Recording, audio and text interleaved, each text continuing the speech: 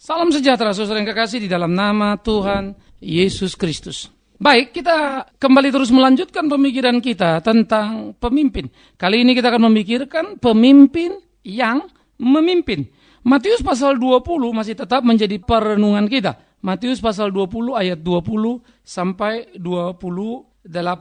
Matius pasal 20 ayat 20 sampai 28, kisah tentang permintaan Ibu Yakobus dan Yohanes. Nah, ini menjadi satu pemikiran yang serius, saudara. Bagaimana di dalam kenyataan kehidupan kepemimpinan, semua itu harus diperankan. Nah, kita akan memperhatikan beberapa ayat saja yang akan kita baca, ayat 25 sampai 28. Tetapi Yesus memanggil mereka lalu berkata, kamu tahu bahwa pemerintah bangsa-bangsa memerintah rakyatnya dengan tangan besi, dan pembesar menjalankan kuasanya dengan keras atas mereka. Tidaklah demikian di antara kamu. Barang siapa ingin menjadi besar di antara kamu, hendaklah ia menjadi pelayanmu. Dan barang siapa ingin menjadi terkemuka di antara kamu, hendaklah ia menjadi hambamu. Sama seperti Anak Manusia datang bukan untuk dilayani, melainkan untuk melayani dan untuk memberikan nyawanya menjadi tebusan bagi banyak orang. Pemimpin yang memimpin adalah sesuatu yang sangat penting dalam kehidupan kita, saudara. Fakta yang pertama yang mesti kita tahu, pemimpin yang memimpin adalah pemimpin yang berada di depan. Nah, ini perlu. Ada banyak sekali pemimpin tidak berani untuk maju ke depan karena mau berlindung di balik bawahannya sehingga dia tidak akan menanggung resiko akibat kepemimpinannya. Bagi saya ini sebuah kejahatan yang mengerikan. Tetapi pemimpin bermental seperti ini banyak, khususnya pemimpin drop-dropan begitu ya. Yang di-drop dari kiri, dari kanan, pemimpin yang menaik atau menduduki posisinya karena menjilat kiri dan menjilat kanan. Ya, pemimpin-pemimpin yang kemudian melakukan banyak blunder sehingga dia naik menjadi satu orang yang salah pada posisinya. Nah, oleh karena itu, saudara, pemimpin yang memimpin itu adalah pemimpin yang ada di depan. Dia maju. Sehingga pemimpin yang ada di depan adalah pemimpin yang bisa memberikan komando. Sehingga dia ada di atas dari seluruh orang-orang yang dipimpinnya. Ini penting. Kemampuan memiliki posisi di atas itu perlu. Sehingga dia mampu memberikan komando yang jelas. Kemana, mau di mana, dan tidak ada yang bisa menggugat itu. Nah, ini kan perlu wibawa. Nah, ini pemimpin yang memimpin. Saudara, kemampuan memimpin seperti ini, saudara jangan bilang otoriter atau diktator. Otoriter dalam sebuah kepemimpinan, sometimes itu diperlukan pada situasi-situasi tertentu. Ya, demokrasi kan tidak bisa kalau Anda lagi perang. Mau serbu musuh apa enggak? Karena mereka sudah dekat dan menyerbu. Kita mau melawan apa lari?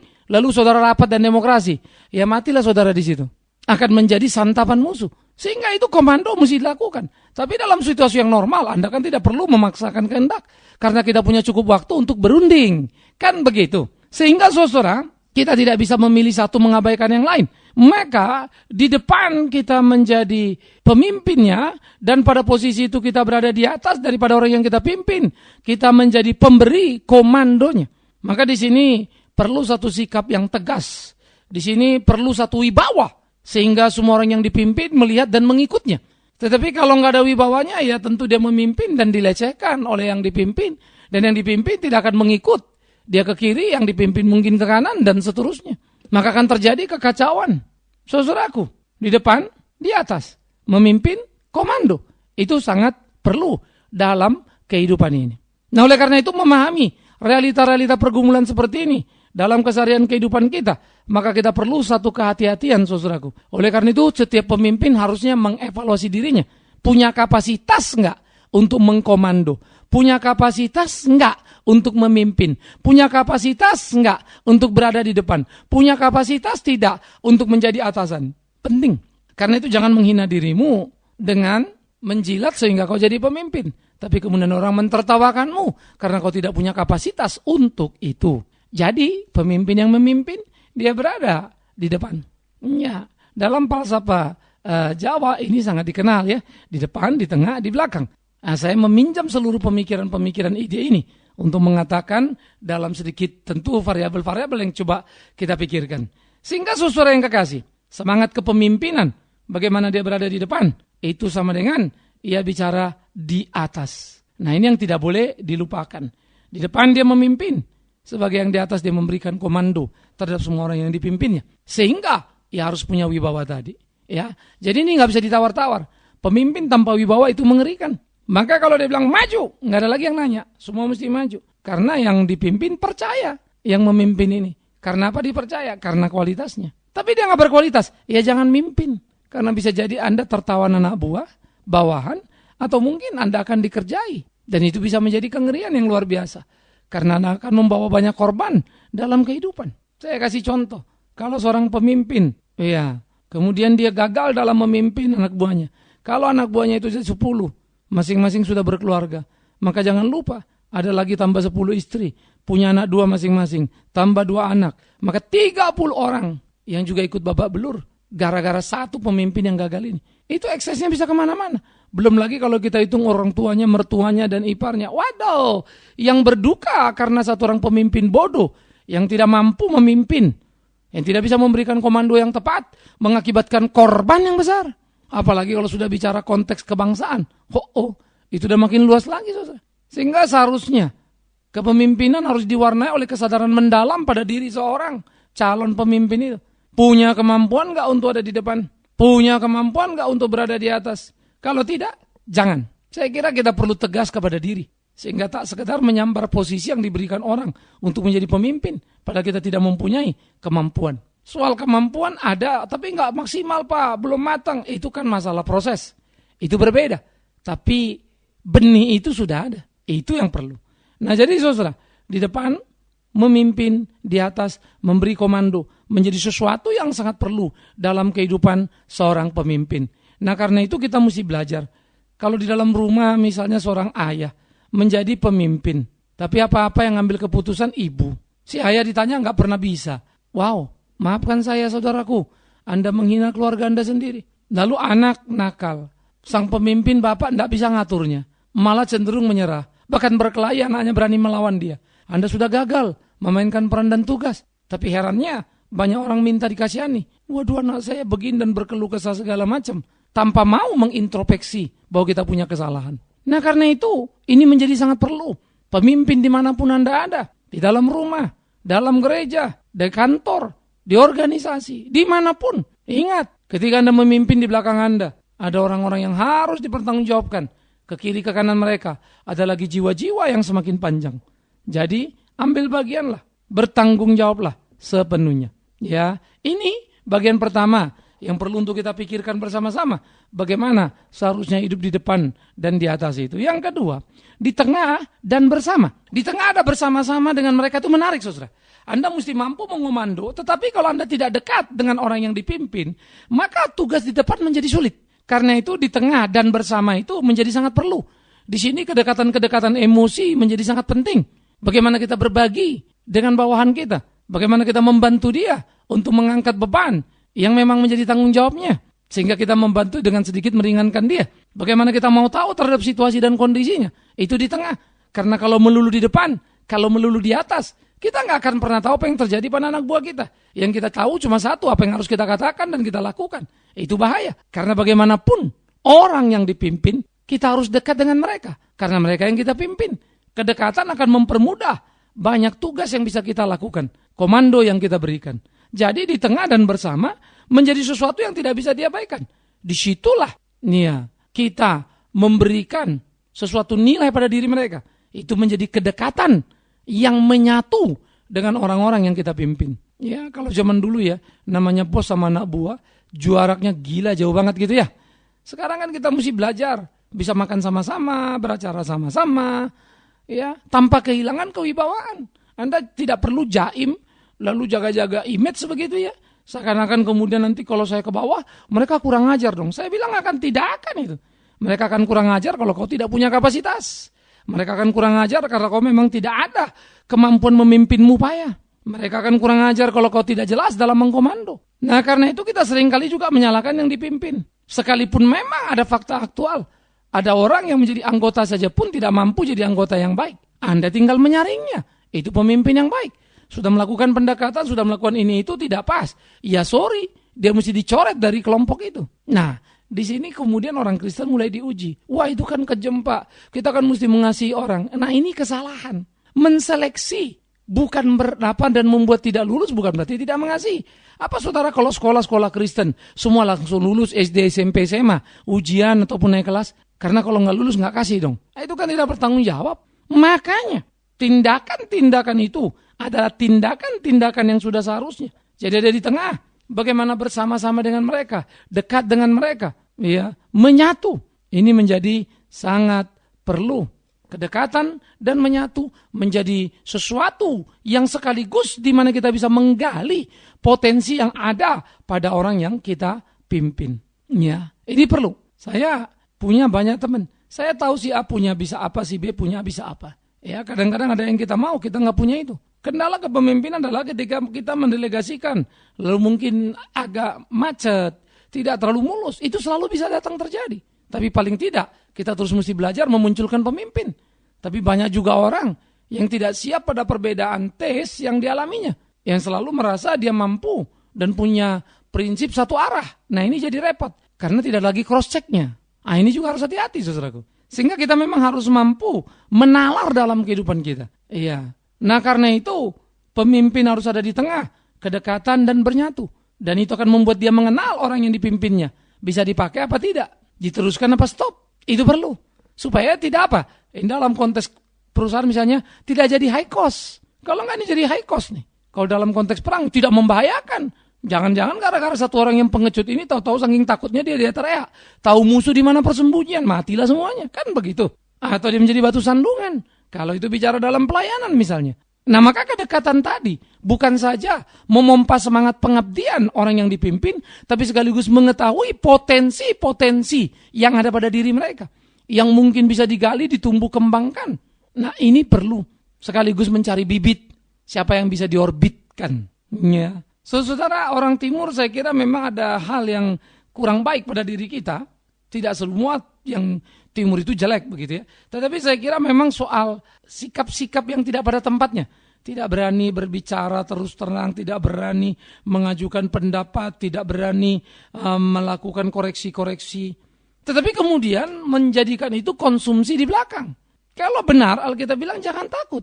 Tapi kalau salah hati-hatilah. Jangan mengada-ada. Ya, saya kira ini bagian-bagian yang perlu. Sehingga dengan jujur kita harus melihat, mengkoreksi.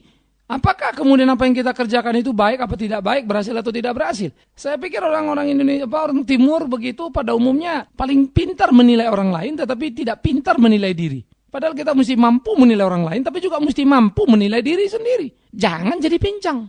Mimpin diri nggak bisa. Apalagi mimpin orang lain. Mau coba-coba menilai orang lain terus, menilai diri saja tak bisa. Kan gagal kita ini. Nah oleh karena itulah menjadi poin penting bagaimana pemimpin yang memimpin itu berada di tengah bersama, sebuah kedekatan, menyatu. Mari kita pikirkan itu. Ini menjadi perlu dalam diri kita, ini menjadi perlu dalam hidup kita, saudaraku yang kekasih. Ya, pemimpin yang memimpin. Yang ketiga, yang menjadi bagian juga yang perlu kita pikirkan, saudara. Menjadi poin bagi seorang pemimpin adalah berada di belakang. Di belakang, di bawah. Wih, bagaimana ini? Masa pemimpin ada di belakang? Nah di belakang artinya tentu dalam konteks mendorong anak buah sehingga bisa lebih maju. Mendorong orang yang dipimpin sehingga bisa terus bergerak secara dinamis. Itu loh. Bukan di belakang lepas tangan. Ya, di bawah dalam pengertian juga memberikan kesempatan. Memberikan kesempatan anak buah untuk memimpin. Oke, kamu jadi pemimpin. Saya ikutin. Keputusannya apa Pak? Kamu atur. Sambil kita nilai. Bagus apa tidak dia membuat keputusan? Kan begitu. Nah itu kesempatan yang harus dimunculkan. Ya, saya menemukan beberapa mutiara dalam pelayanan saya. Orang-orang yang bagus saya lihat. Punya potensi. Tapi sekaligus saya juga melihat betapa banyaknya orang-orang yang berputar-putar. Tanpa pernah bergerak maju. Ya. Nah jadi kita mesti ada kesempatan. Apa yang kita berikan kepada orang yang kita pimpin. Untuk memainkan peran. Untuk tampil sebagai pemimpin itu. Karena bagaimanapun juga satu waktu, suka atau tidak, regenerasi itu harus ada. Nah ini harus dilakukan. Nah jadi di belakang ataupun di bawah tadi, mendorong dan memberikan kesempatan tadi, menjadi satu poin yang perlu untuk kita pikirkan. Bagaimana itu bisa maju dalam kehidupan. Bagaimana itu bisa menjadi sebuah kenyataan. Nah ini harus dilakukan saudaraku. Nah, mari kita pikirkan itu. Mari kita kerjakan itu. Sehingga dengan demikian kita bisa sungguh-sungguh memainkan peran kita. Bagaimana kita menggapai nilai-nilai yang penting. Mampu memimpin, berada di depan, mengomando. Ada di tengah, dekat dengan setiap orang yang dipimpin dan menyatu. Ada di belakang, mendorong dan memberikan kesempatan. Sehingga akhirnya kita melahirkan calon-calon pemimpin yang bagus-bagus. Ya, karena kaderisasi, regenerasi, ini memang tidak menjadi persoalan sederhana. Karena ternyata dalam masalah-masalah kepemimpinan, banyak sekali pemimpin-pemimpin yang hebat, yang besar, tapi tidak bisa melahirkan pemimpin besar. Dia hanya bisa besar pada dirinya. Nah, ini perlu untuk kita pikirkan sama-sama, saudaraku. Nah, karena itu seorang pemimpin harus berani juga ada di belakang untuk mendorong orang yang dipimpinnya, sehingga mempunyai gairah semangat untuk maju. Dia juga harus berani ada di bawah untuk memberikan kesempatan orang yang dipimpinnya menjadi pemimpin sembari dia mencermati dan mengamati. Kemampuan itu memberikan penilaian. Dan puji Tuhan, kalau dia kemudian menemukan ternyata orang ini bibit pemimpin yang bagus di kemudian hari. Indah bukan? Nah, oleh karena itulah saudaraku yang kekasih, pergumulan demi pergumulan dalam kehidupan keimanan kita menjadi satu pergumulan demi pergumulan yang harus kita jalani dalam cara yang bertanggung jawab. Di tengah, di depan, di tengah, di belakang. Di atas bersama, di bawah. Itu menjadi bagian yang tidak terhindarkan. Nah, itulah pemimpin yang memimpin. Apakah Anda di situ? Ya, jadi pemimpin jangan bersembunyi di balik orang-orang lain, umat lain. Jangan bersembunyi di balik majelis atau pengurus. Itu memalukan. Keluar. Seorang ayah jangan hanya bisa berkeluh kesah, tapi tidak mampu untuk memimpin anak-anak. Itu bahaya. Jangan biarkan itu terjadi. Tetapi bukan berarti Anda kemudian jadi orang kasar yang mau menghabiskan anak itu. Tentu tidak. Ingat tadi di depan, saudara memimpin, di atas memberi komando. Ingat tadi di tengah, kedekatan dan menyatu. Untuk tahu apa potensi anak buah kita. Di depan memimpin komando, untuk tahu kemana tujuan kita. Di belakang, di bawah, menemukan orang yang bagus tadi, itu untuk menumbuhkan calon-calon pemimpin masa depan. Karena jangan lupa, pemimpin yang besar mampu melahirkan karya-karya besar, tapi juga mewariskan kepemimpinan dengan cara yang besar, sekalipun pemimpin berikutnya mungkin muncul tak sebesar dia. Nah, saudara-saudaraku yang kekasih, itu sebab di dalam konteks pemimpin yang memimpin ini, perlu kita memahami sungguh-sungguh bagaimana memainkan peran kita dalam kehidupan kita. Yesus, para rasul, sudah memainkan peran yang hebat sekali. Jangan tanya soal Yesus, tapi paling tidak lihatlah apa yang dikatakan oleh Paulus misalnya. Ketika dia berkata kepada Timotius, Timotius, percayakanlah kepada orang yang layak dipercayakan, yang cakap menanggung segala sesuatu, tugas-tugas berikutnya. Seperti dia sudah mempercayakan kepada Timotius, sehingga dia memunculkan Timotius menjadi generasi yang baru, pemimpin yang baru. Timotius bukan rasul, karena itu jabatan anugerah Allah yang tak bisa dipilih-pilih oleh seorang. Tetapi Timotius sudah memainkan peran dengan cara yang luar biasa. Timotius sudah memainkan peran yang hebat dalam kehidupannya, sehingga dia bisa melakukan apa yang menjadi kehendak Tuhannya. Saudaraku yang kekasih, bukankah kepemimpinan menjadi sesuatu realita yang unik, yang indah, yang bagus, yang hebat? Tidakkah Anda rindu untuk menjadi pemimpin itu? Jadilah pemimpin yang memimpin. Catatkanlah prestasi dan reputasi yang bagus dalam kehidupan. Buatlah anak-anak buah Anda, orang yang di bawah Anda, mengenal dan mengenang dalam penuh kekaguman. Karena saudara sudah menjadi pemimpin yang hebat. Dan mereka belajar banyak dari Anda. Mereka bertumbuh, berkembang untuk hidup demi kemuliaan nama Tuhan. Alangkah indahnya. Karena itu jangan puas dengan apa yang sudah saudara kerjakan sebagai seorang pemimpin. Terus koreksi dan periksa mana yang bisa ditingkatkan. Sehingga Anda bisa menggapai kemungkinan tertinggi yang bisa digapai. Dan Anda dilayak disebut pemimpin yang berprestasi, yang luar biasa, yang selalu hadir di tengah kehidupan orang yang dipimpinnya. Ia ada di depan untuk memberi komando dan arah. Ia ada di depan untuk bertanding dan tak takut kalah. Tapi dia ada di tengah, sangat dekat dan menyatu. Dia ada di tengah, dia tahu keunggulan sekaligus kekurangan orang yang dipimpinnya. Dia di tengah, dia tahu mana yang direkrut dan mana yang tidak pas ada di situ. Di belakang dia mendorong, ia memotivasi, ia memberi kesempatan. Itu di belakang, di bawah. Sehingga anak buahnya punya kesempatan memimpin dan belajar menjadi pemimpin. maka gereja akan diwarnai dengan pemimpin-pemimpin yang luar biasa, yang dipersiapkan, bukan muncul hanya karena eksiden atau situasi yang tidak terkendali atau dengan sendiri. Itu berarti tidak ada regenerasi. Semoga kita memikirkannya, baik sebagai pemimpin dalam rumah ayah, pemimpin dalam kantor manajer atau atasan, pemimpin dalam gereja, majelis atau pendeta. Kita mainkan peran kita, lebih lagi dalam konteks kebangsaan ini. Tuhan memberkati. Amin. Mari kita berdoa. Kami bersyukur, kami berterima kasih kepada Tuhan yang terus mengajar kami untuk semakin memahami betapa dalamnya nilai-nilai kepemimpinan, supaya kami mampu memainkan peran sesuai dengan kehendak Tuhan. Karena itu, tolong tuntun pimpin kami dalam hidup kami, dahului dalam tiap langkah kami, sehingga apapun yang kami lakukan, biarlah nama Tuhan yang dipermuliakan. Terima kasih Bapa di dalam surga, ini kami tuntun pimpin kami dalam kasih-Mu. Demi Yesus Kristus Tuhan kami, biar Tuhan sendiri yang menolong kami untuk menjadi pemimpin yang tepat di tempat di mana Tuhan tempatkan kami. Terpujilah Tuhan. Amin.